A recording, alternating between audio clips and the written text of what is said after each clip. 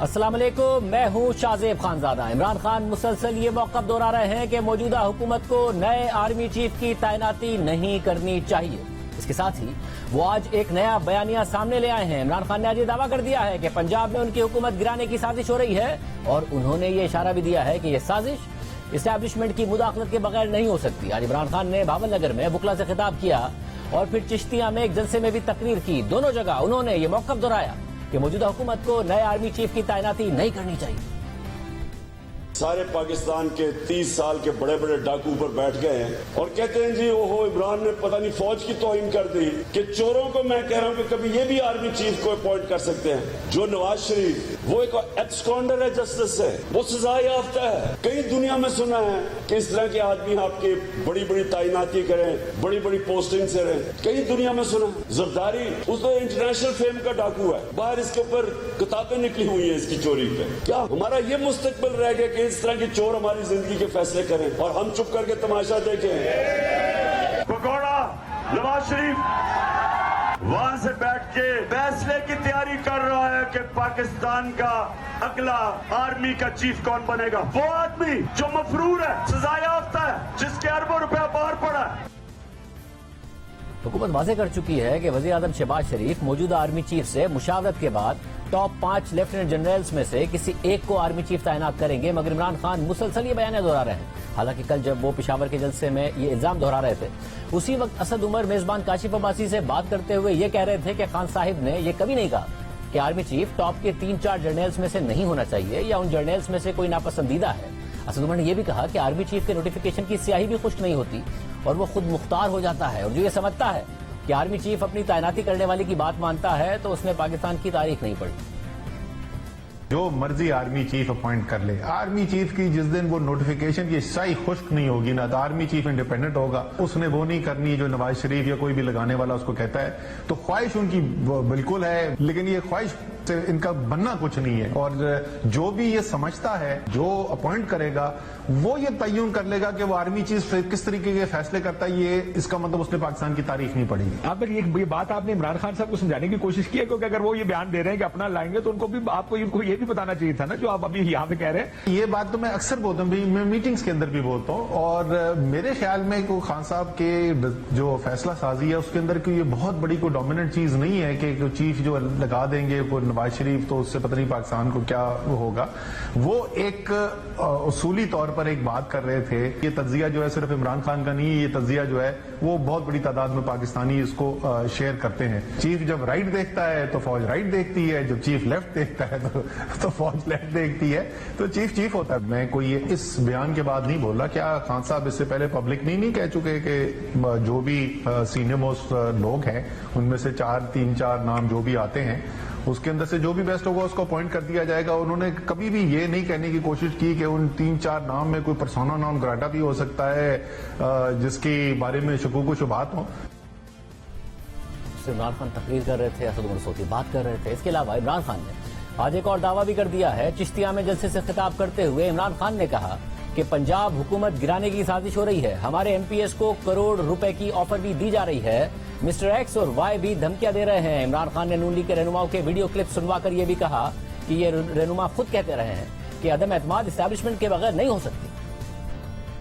ایک نئی سازش ہو رہی ہے، ہماری پنجاب کی حکومت کو گرانے کی کوشش ہو رہی ہے۔ کوشش کیسے ہو رہی ہے؟ لوٹے بنانے کی کوشش ہو رہی ہے، چوروں کا پیسہ چل رہا ہے۔ ہمارے لوگوں کو ایم پیز کے پاس جا کے ان کو کروڑوں روپے کی پیسے کی آفر بھی دے رہے ہیں، اور ساتھ پھر مسٹر ایکس اور مسٹر وائی تیار ہو گئے، وہ جا کے دھمکیاں دے رہے ہیں کہ اگر تم نے نہ گئے دوسری طرف تو ہم یہ کر دیں گے۔ میں آج ان سب سے سوال پوچھتا ہوں، کیا تمہیں پاکستان کی فکر ہے؟ جو ایک جماعت سارے پاکستان کو اکٹھا رکھ سکتی ہے، اس جماعت کو کمزور کرنے کی کوشش کر رہے ہیں۔ میرا چیلنج ہے تمہیں، جو مرضی کر لو، تم شکست کھاؤ گے، تم ہارو گے۔ یہ سارے ان کے لیڈر کہہ رہے ہیں کہ اسٹیبلشمنٹ کے بغیر عدم اعتماد نہیں ہو سکتی۔ اب اس کا دوسرا مطلب کیا کہ اگر پنجاب میں اب عدم اعتماد کامیاب ہوئی تو ان کے بقول یہ اسٹیبلشمنٹ کروائے گی۔ اس لیے میں سب کو آج پیغام دینا چاہتا ہوں کہ دیکھیں، اس ملک کا سوچیں۔ اس کے علاوہ توہین عدالت کیس میں عمران خان کے عبوری جواب پر اسلام آباد ہائی کورٹ کی طرف سے مایوسی کا اظہار کیا گیا اور عمران خان کو دوبارہ جواب جمع کرانے کے لیے 7 دن کی مہلت دی گئی، جس پر آج عمران خان نے ایک بار پھر توہین عدالت کے شو کاز نوٹس پر اپنا جواب جمع کرا دیا ہے، مگر عمران خان کے دوسرے جواب میں بھی ایڈیشنل سیشن جج زیبا چودھری کے خلاف دھمکی آمیز زبان استعمال کرنے پر غیر مشروط معافی نہیں مانگی گئی ہے، جس کی وجہ سے کل کا دن اہمیت اختیار کر گیا ہے، کیونکہ کل عمران خان کے خلاف اسلام آباد ہائی کورٹ میں توہین عدالت کیس کی سماعت ہونی ہے اور عدالت یہ فیصلہ کرے گی کہ آیا عمران خان کا جواب تسلی بخش ہے اور اس جواب پر عمران خان کے خلاف توہین عدالت کا شو کاز نوٹس واپس لیا جانا چاہیے یا عمران خان کی طرف سے غیر مشروط معافی نہ مانگنے پر کارروائی آگے بڑھائی جائے گی۔ نون لیگ پہلے ہی اس معاملے پر دباؤ بڑھا چکی ہے اور واضح کر چکی ہے کہ توہین عدالت کے کیسز میں جیسا سلوک ان کے سیاسی رہنماؤں کے ساتھ کیا گیا وہی سلوک عمران خان کے خلاف روا رکھا جائے، لاڈلے کے تاثر کو ختم کیا جائے۔ اب دیکھنا ہوگا کہ کل عدالت اس حوالے سے کیا فیصلہ کرے گی، مگر آج عمران خان نے جو عدالت میں جواب جمع کرایا ہے وہ بھی دلچسپ ہے۔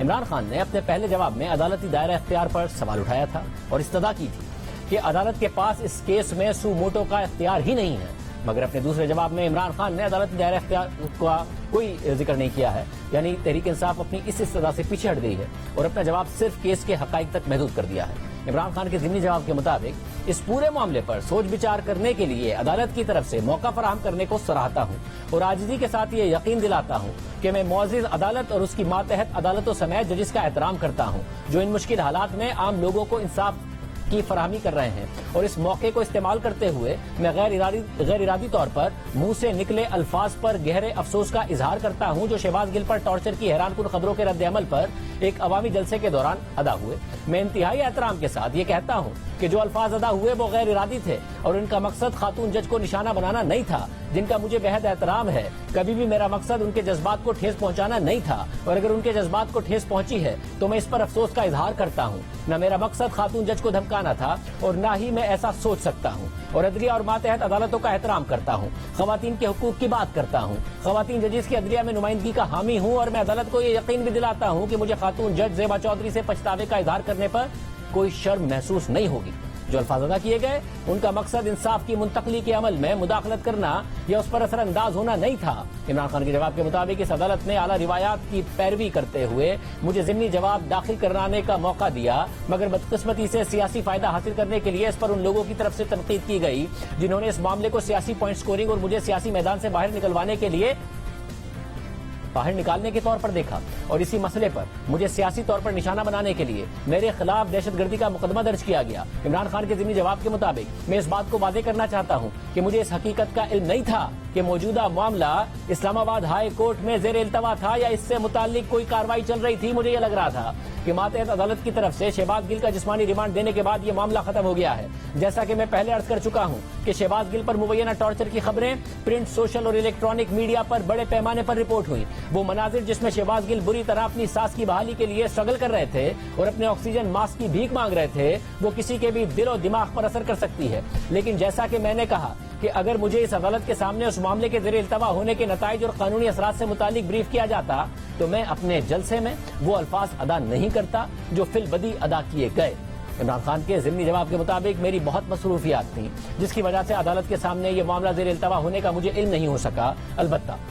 مجھے عام طور پر اس حوالے سے علم تھا کہ ماتحت جج کے فیصلوں کے خلاف مقدمہ دائر کیا جائے گا، لیکن اس وقت مجھے اپنی مصروفیات کے باعث اس عدالت کے سامنے مقدمے کے زیر التوا ہونے کا علم نہیں ہو سکا۔ مگر اب کیونکہ مجھے زیر التوا معاملات کے ٹیکنیکل اصول سے متعلق اور آزادی اظہار رائے پر اس کے اثر سے متعلق بریفنگ دے دی گئی ہے جن کا ذکر اسی عدالت نے فردوس عاشق ایوان کے کیس میں کیا تھا، تو میں اس عدالت کو یقین دلاتا ہوں کہ میں آئندہ ایسے معاملات سے متعلق بہت محتاط رہوں گا۔ میں مزید یہ استدعا کرتا ہوں کہ نہ میں نے ایسا کچھ کیا، نہ ہی ایسا کوئی بیان دیا اور نہ ہی ایسا بیان دینے کا ارادہ رکھتا ہوں جو اس عدالت کے سامنے کسی بھی زیر التوا معاملے کے تعین کے لیے اثر انداز ہو۔ عمران خان کے جواب کے مطابق میں نے جو 20 اگست کا جلسہ کیا تھا وہ شہباز گل کے ریمانڈ کے دوران پولیس کی تحویل میں ٹارچر کی خبروں کے بعد کیا تھا، اور اسی دوران اسلام آباد پولیس اور کچھ دیگر صحافیوں کی طرف سے کچھ ویڈیوز سرکولیٹ کی جا رہی تھیں جو خفیہ طور پر پمز اسپتال میں بنائی گئی تھیں تاکہ ٹارچر کے الزامات کی نفی کی جا سکے اور میجسٹریٹ پر جسمانی ریمانڈ کے لیے اثر انداز ہوا جا سکے۔ اس لیے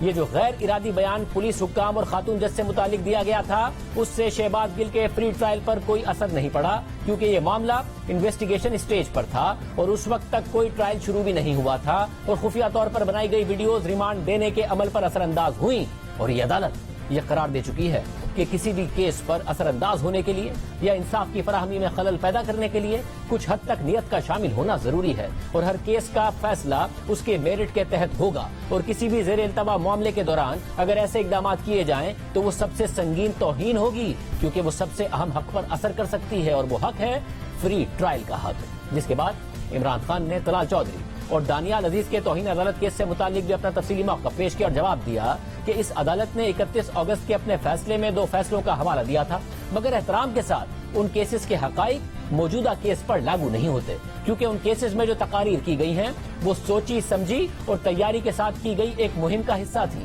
جو پارٹی کی قیادت کے مشورے پر شروع کی گئی، جنہوں نے ججز کو اسکینڈلائز کر کے سپریم کورٹ پر ایک بڑا حملہ لانچ کیا تھا اور پیناما کیس کے رد عمل میں ایک بدلے کے طور پر لانچ کیا تھا۔ اس کا نشانہ پوری عدلیہ بطور ادارہ تھی، اس میں ججز پر ذاتی حملے کیے گئے، اور دوسری طرف میں نے ایک تقریر کے دوران یہ نہ جانتے ہوئے کہ یہ معاملہ زیر التوا ہے، خاتون جج اور دوسرے ریاستی حکام سے متعلق کچھ غیر ارادی الفاظ ادا کیے، جس پر میں پہلے ہی افسوس کا اظہار کر چکا ہوں اور اپنے پہلے عبوری جواب میں ہی اسے واپس لینے کی پیشکش کر چکا ہوں۔ عمران خان کے جواب کے مطابق میں سچائی کے ساتھ یہ بات کہنا چاہوں گا کہ مجھے اس قسم کے بیانات کے نتائج کا علم نہیں تھا، اور جن فیصلوں کا عدالت نے حوالہ دیا ہے ان کے حقائق اور توہین کی قسم مختلف تھی۔ ان کیسز میں مسلسل ایسی تقریریں کی گئیں جس میں عدلیہ اور معزز ججز کو ٹارگٹ کیا گیا، اور ان لوگوں کی طرف سے نہ کسی پشیمانی اور نہ کسی افسوس کا اظہار کیا گیا، اور نہ ہی اس کی کوئی وضاحت کی گئی، اور میں نے جو الفاظ ادا کیے وہ اچانک اور بغیر سوچے سمجھے تھے، اور انہیں جوڈیشل افسر یا عدلیہ پر حملے کے لیے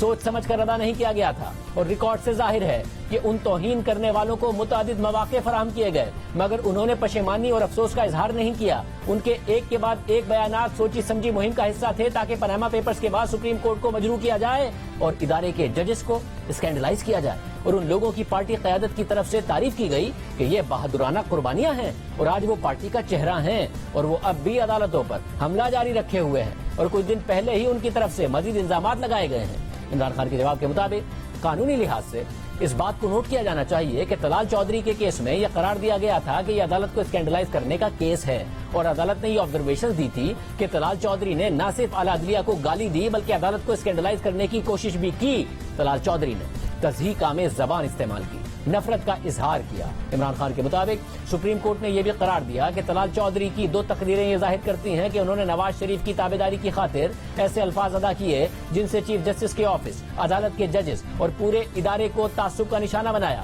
اور طلال چودھری کے یہ الفاظ شائستگی اور اخلاقیات کے دائرے میں نہیں آتے۔ ان الفاظ سے بغض اور کینہ ظاہر ہوتا ہے جس کے لیے ان کا اپنا کوئی ذاتی مقصد نہیں تھا۔ عمران خان کے جواب کے مطابق اسی طرح دانیال عزیز کے کیس میں دانیال عزیز نے سپریم کورٹ کے جج پر الزامات لگائے، اور کسی بھی موقع پر انہوں نے اپنے بیانات کی نفی نہیں کی اور نہ ہی اپنے بیانات کا جواز فراہم کرنے کے لیے ان کی وضاحت کی، اور سپریم کورٹ نے اپنے فیصلے میں یہ قرار دیا کہ دانیال عزیز کے الفاظ کو فیصلے پر اس عدالت کے ججز کے کنڈکٹ پر فیئر کامنٹ کے طور پر نہیں لیا جا سکتا، اور دانیال عزیز نے مسلسل عدالتی نظام پر اور عدالت کے ایک معزز جج پر حملے کیے۔ عمران خان کے جواب کے مطابق ان کیسز میں عدالت پر مسلسل حملے کیے گئے، جبکہ اس کے برعکس میں نے جو تقریر میں الفاظ ادا کیے تھے میں ان پر اٹل طریقے سے قائم نہیں رہا، بلکہ مخلصانہ طریقے سے اس کی وضاحت کرنے کی کوشش کی اور انہیں واپس لینے کی پیشکش بھی کی، اور عدالت سے یہ بھی استدعا کی جاتی ہے کہ ہمارے یہاں جسمانی ریمانڈ کو عام طور پر جسمانی زیادتی یا ٹارچر کے طور پر لیا جاتا ہے، اور توہین کے قانون کا مقصد کسی کو سزا دینا نہیں بلکہ قانون کی عظمت کی بالادستی ہے،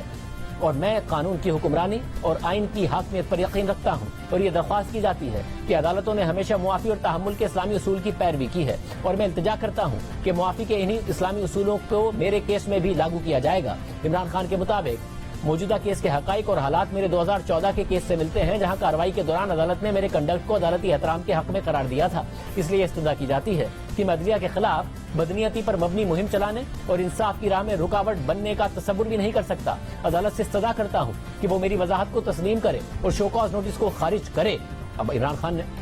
واضح انداز میں غیر مشروط معافی تو نہیں مانگی ہے، بلکہ عدالت سے کہا ہے کہ وہ معافی اور درگزر کے اسلامی اصولوں کو عمران خان کے کیس میں بھی لاگو کرے۔ ساتھ ہی دانیال عزیز اور طلال چودھری کی توہین عدالت کو عمران خان نے نون لیگ کی طرف سے پارٹی سطح پر عدلیہ کے خلاف ایک منظم مہم قرار دیا اور اپنے بیانات کو غیر ارادی بیان قرار دیا ہے اور قرار دے کر اپنے کیس کا دفاع بھی کیا ہے۔